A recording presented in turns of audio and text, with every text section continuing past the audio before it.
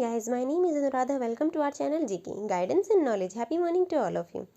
कैसी है मेरी GK फैमिली? आई होप सब अच्छे होंगे। अपनी पढ़ाई पर पूरा ध्यान दीजिए और अपनी सेहत का भी ध्यान रखिए। चलिए आज की हमारी वीडियो शुरू करते हैं।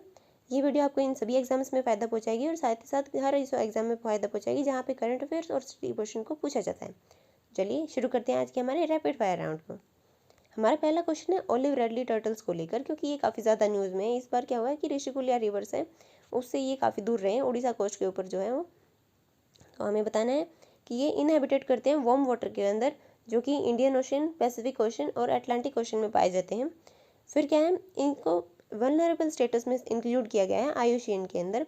फिर क्या है, इंडियन कोस्ट गार्ड ने लॉन्च किया है ऑपरेशन ओलिव एक्सरसाइज, ताकि इनकी सेफ्टी को इंश्योर कर दिया जाए। हमारे ऑप्शंस क्या क्या हैं? 1 and 2, 1 and 3, 2 and 3 या फिर तीनों ही। हमारा आंसर क्या होगा? हमारा आंसर होगा डी। चलिए आगे देख लेते हैं।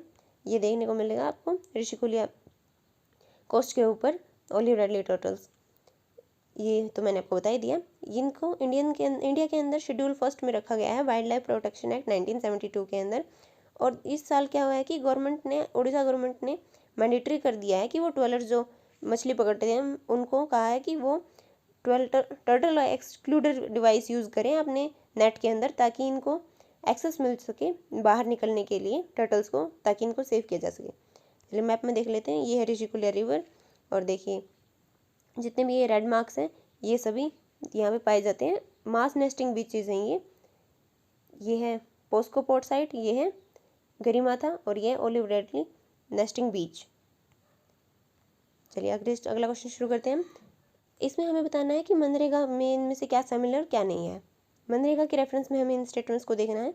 ये स्कीम है वो 2005 का एक्ट था, मनरेगा एक्ट, उसके द्वारा लाई गई थी।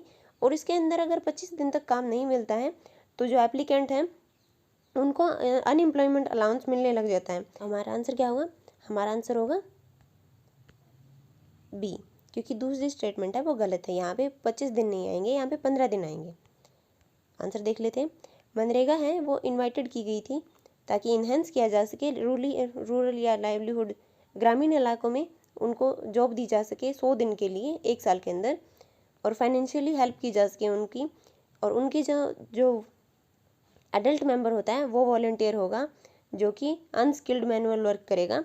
और एम्प्लॉयमेंट दिया जाएगा इसको 5 किलोमीटर के आसपास, जो अपने रेजिडेंस है, घर है, उसके आसपास। और मिनिमम वेज प्रोवाइड की जाएगी। और ये अगर 15 दिन तक अप्लाई नहीं होता है, नहीं मिलता है उनको डिमांड पे जॉब, तो उनको फिर अलाउंस देना शुरू कर दिया जाएगा। अगला स्टेटमेंट है, अगला क्वेश्चन है हमारा ऑपरेशन समुद्र सेतु 2 लॉन्च किया गया है, उसके बारे में बताना है कि इनमें से कौन सी स्टेटमेंट करेक्ट है। ये इसके अंदर गवर्नमेंट कमिटेड है कि वो इंश्योर करेगी safety. Indian flagged merchant vessels हैं उनको गल्फ रीजन में उनको सेफ्टी प्रोवाइड करवाएगी। या फिर ये लॉन्च किया गया है इंडियन नेवी के द्वारा ऑक्सीजन की जो भी डिमांड हो रही है कोविड-19 टाइम में, उसको सेफ गार्ड करने के लिए, वहाँ पे ऑक्सीजन प्रोवाइड करवाने के लिए। या फिर ये मिशन है नेवी का ताकि वो एक्वाटिक प्लांट और एनिमल्स को सेव कर पाएँ। या फिर फ्लैगशिप प्रोग्राम है मिनिस्ट्री ऑफ पोर्ट शिपिंग और जल शक्ति का, ताकि वो ओशन के अंदर जो प्लास्टिक पोल्यूशन होता है उसे कम कर सके। तो हमारा आंसर क्या होगा? हमारा आंसर होगा बी। चलिए देख लेते हैं। देखिए ऑपरेशन संकल्प है वो है, जो हमारी पहली स्टेटमेंट है वो है ऑपरेशन संकल्प। ये प्रेजेंस है हमारी गवर्नमेंट की कि वो सेफ्टी की इंश्योर करेंगी। इंडियन फ्लैग्ड मर्चेंट वेसल्स हैं गल्फ रीजन के अंदर, उनको सेफ गार्ड करेगी। मैरीटाइम सिक्योरिटी ऑपरेशंस हैं, कोड नेम दिया गया है ऑपरेशन संकल्प गल्फ रीजन के अंदर। फिर ये जो ऑपरेशन हमारा जो समुद्र सेतु 2 है वो क्या है? ये ऑनगोइंग मिशन, नेशनल मिशन है ऑक्सीजन रिक्वायरमेंट को पूरा करने के लिए, जो कि इंडियन नेवी की वॉरशिप्स हैं उनको डिप्लॉय किया गया है। ऑक्सीजन ये क्रायोजेनिक्स कंटेनर्स हैं उनको एसोसिएटेड करेगा, इक्विप्ड करेगा और सपोर्ट प्रोवाइड करवाएगा नेशनल फाइट को, ताकि हम कोविड-19 को हरा सकें। फिर अगला क्वेश्चन क्या है? हमें बताना है कि जन आरोग्य योजना है लॉन्च की गई थी, वो कौन सी सस्टेनेबल डेवलपमेंट गोल के साथ में कनेक्टेड है? SDG 1, 3, 5 या फिर 10? हमारा आंसर क्या होगा? हमारा आंसर होगा SDG 3, जो कि है गुड हेल्थ एंड वेलबींग। देख लेते हैं। ये तो मैंने बता ही दी आपको, गुड हेल्थ एंड वेलबींग है। प्रधानमंत्री जन आरोग्य योजना है वो की कंपोनेंट है आयुष्मान भारत का, आयुष्मान भारत योजना का, जो कि 2018 में लॉन्च की गई थी। ये एक वर्ल्ड की लार्जेस्ट स्कीम है हेल्थ के रिलेटेड, और इसका एम है कि वो प्रोवाइड करवाएगी 5 लाख रुपीज़ पर फैमिली, हर फैमिली को, और 10.75 करोड़ पुअर जो वल्नरेबल फैमिलीज़ हैं उनको हेल्प प्रोवाइड करवाएगी। अप्रैल 30 को भी लॉन्च अप्रैल 30 को आयुष्मान भारत दिवस के रूप में मनाया जाता है। ये आप देख सकते हैं, प्रधानमंत्री जन आरोग्य योजना, और ये है good health and wellbeing SDG 3। अगला क्वेश्चन क्या है हमारा, इंडिया के अंदर पहला लॉन्च हुआ है 3D प्रिंटेड हाउस। ये बताना है कि इनमें से कौन सी कंपनी है जिसके द्वारा ये बनाया गया है। तो हमारा पहला ऑप्शन है टाटा कंस्ट्रक्शन, दूसरा है तोस्ता मैन्युफैक्चरिंग सॉल्यूशंस, फिर है GMR इंफ्रास्ट्रक्चर, फिर है आदित्य बिरला ग्रुप। तो हमारा आंसर क्या होगा, हमारा आंसर होगा तोस्ता मैन्युफैक्चरिंग सॉल्यूशंस। चलिए देख लेते हैं। तोस्ता मैन्युफैक्चरिंग सॉल्यूशंस है, उसने वो एक स्टार्टअप फर्म है, वो एलुमनी है किसकी, IIT मद्रास की 2016 से ही, और इसने कंस्ट्रक्ट किया है इंडिया का पहला 3D प्रिंटेड हाउस, और कॉन्क्रीट 3D प्रिंटेड टेक्नोलॉजी के साथ में ऑटोमेटाइज्ड मैन्युफैक्चरिंग मेथड यूज़ किया गया है, जिससे हम क्रिएट कर पाएंगे रियल टाइम में 3D स्ट्रक्चर को। और आपको बता दूं कि इसके द्वारा सिर्फ 5 दिन में एक घर बनाया गया है। दिखाते हैं हम आपको कैसा दिखाई देता है वो। ऐसा दिखाई देता है हमारा पहला 3D प्रिंटेड। इनमें से ऐसा कौन सा इंस्टीट्यूट है जिसने ऑक्सीजन जनरेटर बनाया है नाइट्रोजन से?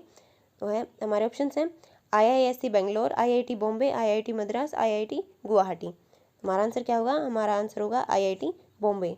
देख लेते हैं। Indian institute of technology Bombay, इसने सेटअप किया है, डेमोन्स्ट्रेट बनाई है, पहली यूनिट है कन्वर्ट करने के लिए नाइट्रोजन जनरेटर को इनटू ऑक्सीजन जनरेटर। इसे मॉडिफाई किया गया है एग्जिस्टिंग नाइट्रोजन प्लांट सेटअप के द्वारा, और ऑक्सीजन जनरेट करेगा ये IIT बी लैब के अंदर। इसके अंदर इसको टेस्ट भी किया गया है। इसमें पाया गया है कि 93 से 96% प्योर हमें मिल रही है 3.5 एटमॉस्फेरिक प्रेशर के साथ में। ये टेक्नोलॉजी यूज़ की गई है। टेक्नोलॉजी का नाम क्या है, प्रेशर स्विंग एब्जॉर्प्शन टेक्नोलॉजी। इसे एटमॉस्फेयर के अंदर से हम नाइट्रोजन को एक्सट्रैक्ट करेंगे और उसके अंदर से हम निकालेंगे ऑक्सीजन को, एक बायो प्रोडक्ट, और फिर से नाइट्रोजन को हम वापस छोड़ देंगे एटमॉस्फेयर के अंदर। ये आप देख सकते हैं, प्लांट की फोटो है ये। अगला क्वेश्चन क्या है हमारा, चाबार पोर्ट से रिलेटेड हमें इस क्वेश्चन का जवाब इन स्टेटमेंट्स में बताना है कि कौन सी करेक्ट है। ये जॉइंट डेवलपमेंट है किसकी, इंडिया, ईरान और अफगानिस्तान की। ये ओनली पोर्ट है, ओशनिक पोर्ट है ईरान का। हमारे ऑप्शंस हैं फर्स्ट ओनली, सेकंड ओनली, ये दोनों ही सही हैं या फिर दोनों ही गलत हैं। तो हमारा आंसर क्या होगा, हमारा आंसर होगा सी। ओनली आने पर हमें शक करना चाहिए, लेकिन इस क्वेश्चन के अंदर ओनली सही है। हम देख लेते हैं। ये इंडिया है, इंडिया से यहाँ से चाबार पोर्ट जाएगा, ये ईरान है, ईरान के अंदर में हम बना रहे हैं चाबार पोर्ट। चलिए आगे भी देख लेते हैं अच्छे से। ये यहाँ पे इंडिया है, यहाँ से ऐसे होकर ये चाबार पोर्ट जाएगा, इससे हम कनेक्ट कर पाएंगे अफगानिस्तान के साथ में, पाकिस्तान को बाईपास करके। पाकिस्तान यहाँ पे ग्वादर पोर्ट बना रहा है। तो इसकी डिस्टेंस कितनी है, 72 किलोमीटर की डिस्टेंस है दोनों के बीच में। चाबार पोर्ट और ग्वादर पोर्ट के बीच में 72 किलोमीटर की डिस्टेंस है। चलिए अगला क्वेश्चन शुरू करते हैं। हमें इन स्टेटमेंट्स को कंसिडर करके बताना है कि MACS 407 क्या है। तो हमारा पहला ऑप्शन है ये मिशन है सऊदी अरेबिया का मार्स के लिए, या फिर एक वैरायटी है सोयाबीन की जो साइंटिस्ट ने बनाई है, या फिर नया मिशन है जो नॉर्थ कोरिया ने, या फिर नई मिसाइल है जो नॉर्थ कोरिया ने डेवलप्ड की है, या फिर कोई सॉफ्टवेयर है, या फिर एक सॉफ्टवेयर है COVID-19 पेशेंट्स के लिए। तो हमारा आंसर क्या होगा, हमारा आंसर होगा ये 2। ये एक वैरायटी है सोयाबीन की जिसे डेवलप किया गया है साइंटिस्ट के द्वारा। ये ऐसी दिखाई देती है, ये ऐसे दिखाई देती है। हम और जान लेते हैं इसके बारे में। ये एक वैरायटी है सोयाबीन की जो MACS अग्रकर इंस्टीट्यूट है उसने बनाई है। इसके अंदर 19.81% ऑयल कंटेंट है और 41% है वो प्रोटीन कंटेंट है, और सूटेबल है कल्टीवेशन के लिए कौन कौन से स्टेट में। यहाँ पे आसाम आएगा, मिस्टेक के लिए सॉरी, आपको PPT में सही मिल जाएगी। तो यहाँ पे आसाम, झारखंड, वेस्ट बंगाल और छत्तीसगढ़, और साथ ही साथ हमारे नॉर्थ ईस्टर्न स्टेट्स हैं उनके लिए भी हेल्पफुल है, वहाँ पे भी इसकी खेती की जाएगी। तो अगला क्वेश्चन है हमारा ड्रिंकिंग वाटर के बारे में बतानी है कि इनमें से कौन सी पॉल्यूटेंट्स जो पाए जाते हैं, आर्सेनिक, सॉर्बिटॉल, फ्लोराइड, फॉर्मल्डिहाइड या फिर यूरेनियम। हमें बताना है कि इनमें से हमारा कौन सा स्टेटमेंट सही होगा। हमारे ऑप्शंस हैं 1 and 3 ओनली, दूसरा ऑप्शन है हमारा 2, 4 and 5 ओनली, फिर तीसरा ऑप्शन है हमारा 1, 3, 5, और फिर चौथा ऑप्शन है हमारा ये सारे के सारे। तो हमारा आंसर क्या होगा, हमारा आंसर होगा 1, 3 एंड 5। तो हमारा आंसर क्या हुआ? आंसर हुआ हमारा सी। चलिए आगे देख लेते हैं।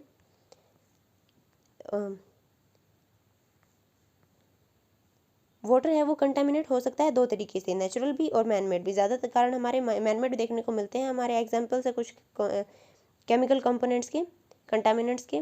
इसके अंदर है nitrogen, bleach, salt, pesticides, metals, toxins produced by bacteria, और ह्यूमन और एनिमल ड्रग्स भी हैं। और बायोलॉजिकल कंटामिनेंट्स कौन कौन से हैं? ऑर्गेनिज्म है जो वाटर के अंदर वो, और ये रेफर करते हैं माइक्रोब्स और माइक्रोबायोलॉजिकल कंटामिनेंट्स भी कहलाते हैं। फिर है हमारा last and final question acid rain के बारे में। रेन का कॉज कौन सा है इन्वायरमेंट पॉल्यूशन के अंदर? हमारा पहला ऑप्शन है कार्बन डाइऑक्साइड और नाइट्रोजन। फिर है कार्बन मोनोऑक्साइड और कार्बन डाइऑक्साइड। फिर है ओजोन और कार्बन डाइऑक्साइड। फिर है nitrous oxide and sulphur oxide. तो हमारा आंसर क्या होगा? हमारा आंसर होगा डी। चलिए आगे जान लेते हैं इसके बारे में।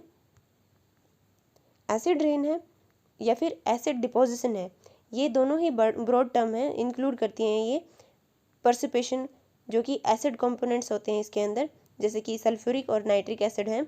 ये ग्राउंड के ऊपर गिरती हैं एटमॉस्फेयर के अंदर, वेट या फिर ड्राई फॉर्म के अंदर, और ये इंक्लूड करती हैं बारिश को, स्नो को जो बर्फ़ होती है, फॉग को धुंध होती है, और हेल जो कि ओले होते हैं वो भी, और इवन डस्ट के रूप में भी एसिडिक होती हैं। ये आप देख सकते हैं एसिड को। So this is it for today. Thank you for listening. Don't forget to like, share and subscribe. Also provide your suggestions to improve. Jai Hind, Jai Bharat.